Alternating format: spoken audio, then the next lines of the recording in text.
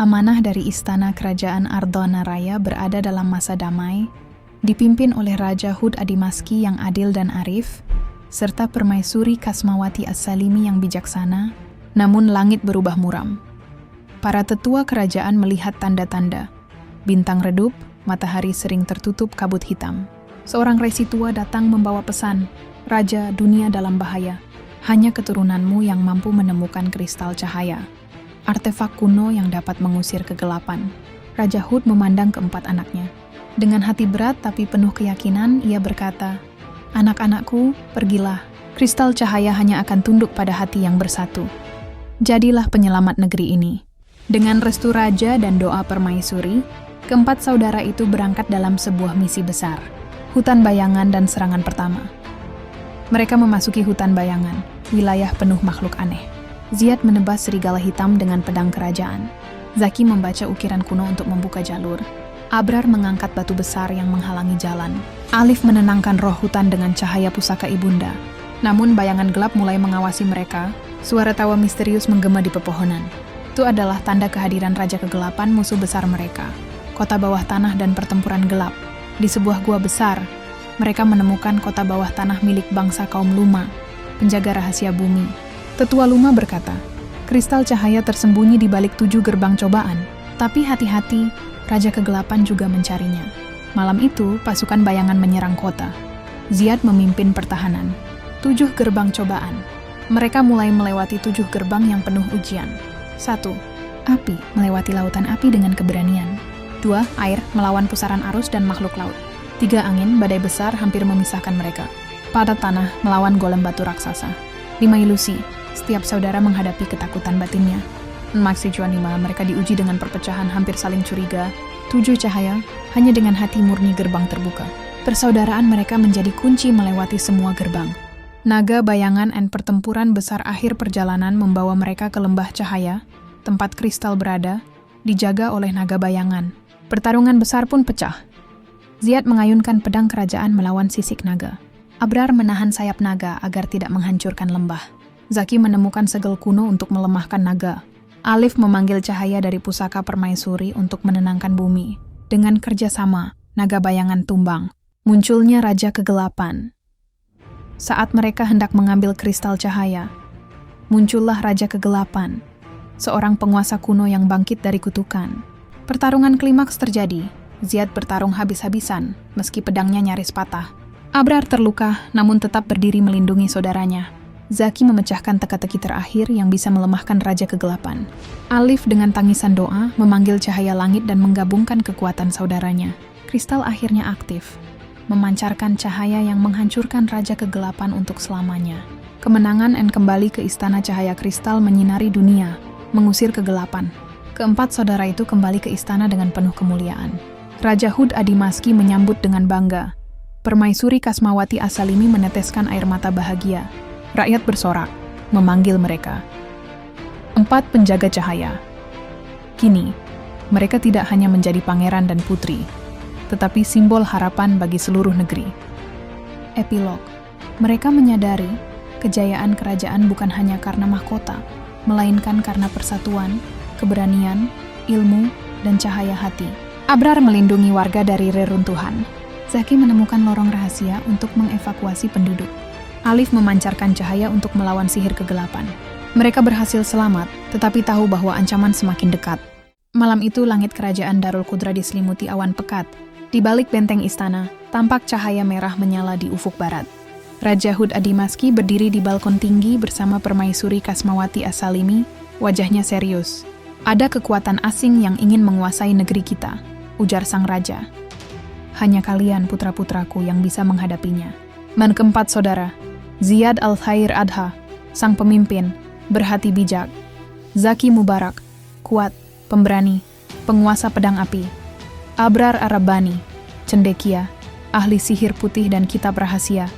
Alif Fani Pertiwi, paling muda, lincah, pengendali angin.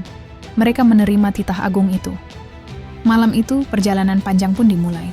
Misteri cermin zaman dalam ruang rahasia istana, Abrar menemukan sebuah cermin tua. Cermin itu berkilau dengan cahaya ungu. Saat disentuh, cermin menampilkan gambaran. Gunung hitam yang menghembuskan asap api, laut bergelora dengan pusaran raksasa, dan sebuah menara kristal yang menjulang di langit. Ini bukan cermin biasa, kata Abrar. Ini adalah cermin zaman. Ia menunjukkan jalan yang harus kita tempuh. Mereka sepakat memulai perjalanan menuju Gunung Hitam, tempat kekuatan gelap pertama berada. Pertarungan di lembah serigala hitam. Perjalanan melewati hutan rimba dipenuhi suara serigala. Namun ini bukan serigala biasa. Mereka adalah serigala bayangan, berkilau hitam dengan mata merah menyala. Pertarungan sengit pun terjadi. Zaki menghunus pedang api, menebas kegelapan.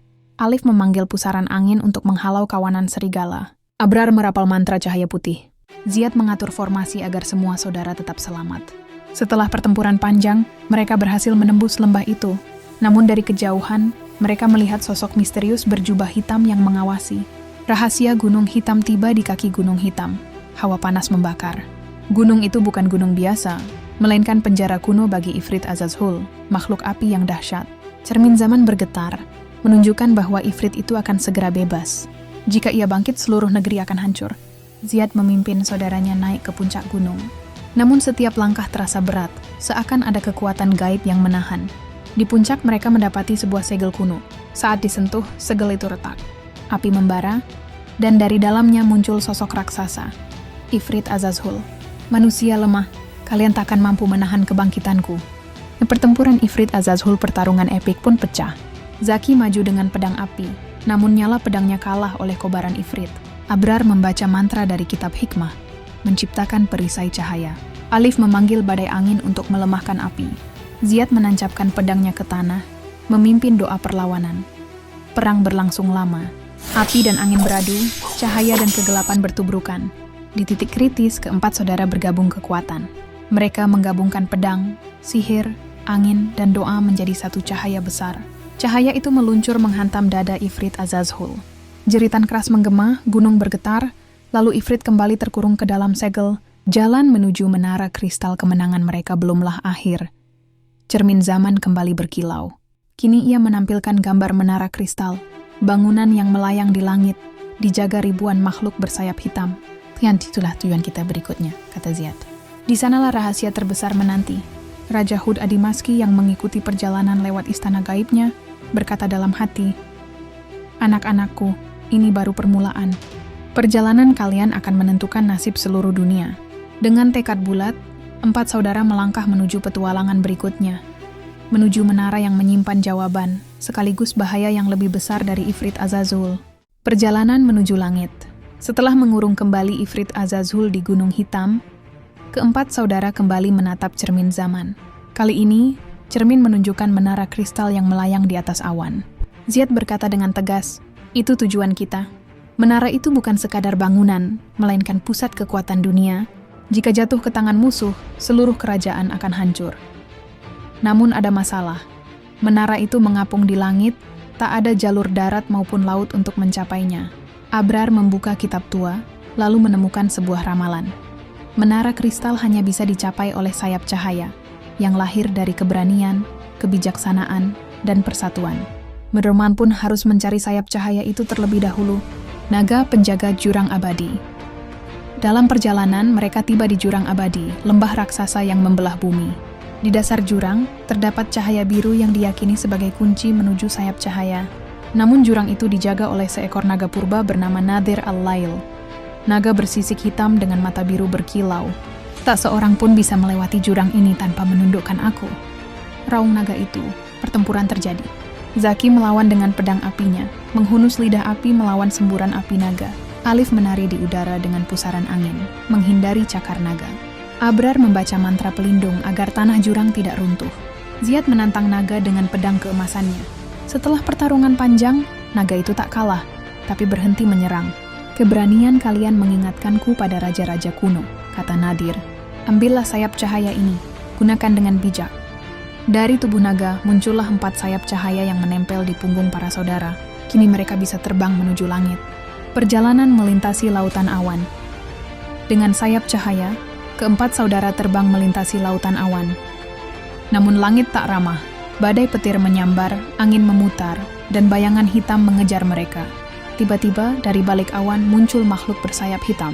Wajahnya menyeramkan. Askar malam, pasukan langit yang setia. Pada penguasa kegelapan, pertempuran udara pun terjadi. Zaki dengan pedangnya menebas sayap musuh. Alif menggunakan angin untuk menjatuhkan kawanan. Abrar membuat perisai cahaya agar tidak tersambar petir. Ziyad memimpin serangan formasi agar mereka tidak tercerai-berai. Meski jumlah musuh ribuan, mereka berhasil menembus awan badai dan melihat puncak menara kristal yang menjulang megah. Misteri menara kristal, mereka mendarat di balkon besar menara. Menara kristal terlihat indah, dindingnya bercahaya, namun terasa dingin dan penuh rahasia. Ya, di dalamnya mereka mendapati lorong panjang penuh ilusi. Setiap saudara diuji dengan ketakutan terbesar mereka. Ziyad melihat kerajaan ayahnya terbakar. Zaki melihat dirinya gagal melindungi keluarga. Abrar melihat kitab ilmunya hancur. Alif melihat dirinya sendirian tanpa saudara. Namun berkat persaudaraan, mereka mampu mematahkan ilusi itu. Di ujung lorong, mereka menemukan takhta kosong. Namun sebelum mendekat, muncul sosok berjubah hitam dengan mata merah. Malik Azraf, Panglima Kegelapan. Menara ini bukan milik kalian. Ini akan menjadi pusat kekuasaan guruku, sang penguasa bayangan. Pertarungan dengan Malik Azraf. Pertarungan besar pun pecah di aula kristal. Zaki menyerang dengan pedang api, tapi Azraf menahan dengan tombak kegelapan. Abrar menyalakan mantra, namun Azraf menciptakan bayangan yang menelan cahaya. Alif mencoba mengacaukan udara, tapi Azraf berputar menjadi kabut hitam. Ziyad maju dengan pedang emasnya, melindungi saudara-saudaranya. Pertarungan berlangsung lama, bahkan menara kristal bergetar karena benturan energi. Akhirnya, keempat saudara menggabungkan kekuatan. Api, angin, cahaya, dan keberanian. Ledakan besar menerangi menara, membuat Malik Azraf jatuh berlutut. Namun sebelum hancur, ia tertawa. Kalian menang untuk saat ini, tapi guruku, sang penguasa bayangan, akan segera turun. Bersiaplah, karena ini baru awal kehancuran dunia. Lalu sosoknya lenyap menjadi asap hitam. Ramalan rahasia. Setelah pertempuran, menara bergetar, dan dari takhta muncul gulungan kristal. Abrar membacanya dengan suara lantang. Akan datang kegelapan yang lebih besar dari malam. Hanya persatuan darah, iman, dan keberanian yang mampu mengalahkan sang bayangan abadi. Keempat saudara saling berpandangan. Mereka tahu petualangan mereka belum selesai. Di balik kemenangan kecil ini, ada perang yang jauh lebih besar menanti. Dengan sayap cahaya, mereka terbang kembali, membawa kabar kepada Raja Hud Adimaski dan Permaisuri Kasmawati As-Salimi. Namun di hati mereka, sudah tertanam tekad. Perjalanan ini baru dimulai, dan takdir dunia ada di tangan mereka.